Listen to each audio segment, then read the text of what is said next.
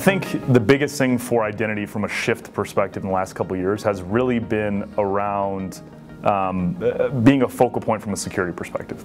Being able to take their security investments that they've made outside of identity, use identity to be the glue, the context to provide additional values for those investments they've already made or will make in the future.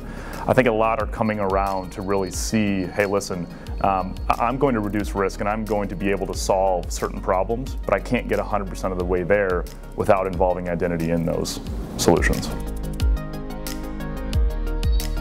So I think in our world as security professionals, even our world as just human beings, we see breaches every single day. And I think the biggest thing is people realize the root cause of many of those breaches are stolen credentials, right? Too much access. The ability to take those things and move laterally across an organization, a lot of that is rooted in identity.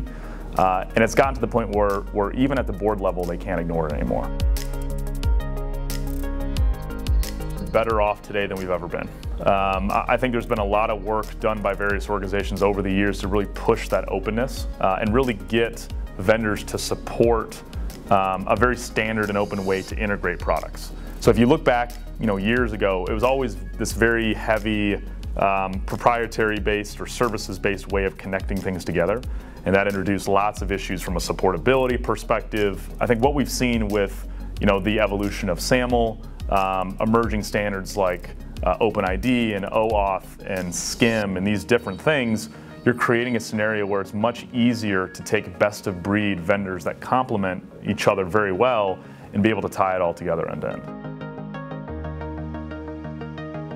One of the biggest, I think, changes from an identity perspective has really been the change in stakeholders, are really the main drivers of identity investment moving forward. So if you look back a few years, it was really focused on really kind of the IT customer. It's a very IT-centric function. We were talking about a lot of times productivity and even infrastructure and other things. I think what we've seen now is because that focus on risk, we're seeing a lot more from a CISO and a chief risk officer perspective. And really that's owning the strategy aspect, that's owning the directional, the funding aspects of those things. And really it's all coming again because of that focus on risk, that need to reduce the risk profile, the need to tie identity foundationally into security roadmaps for those customers. One of the pivots, outside of IT continues to be things that I think we never would have thought would be related to identity years ago. Even things like marketing.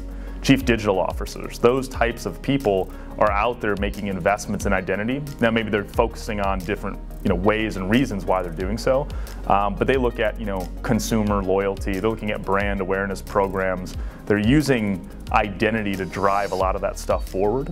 And it's really not necessarily, even from a security perspective at times obviously, it's really the ability to use loyalty and end user experience and those components of identity supporting those things in order to actually generate revenue.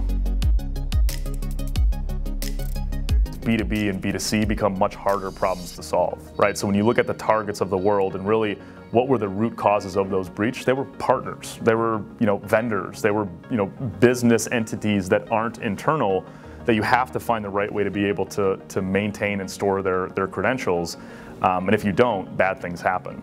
And so what's grown up is a part of the business that is really focused on just those last two use cases and finding the right way, in a very secure way, to really store millions of identities versus tens of thousands.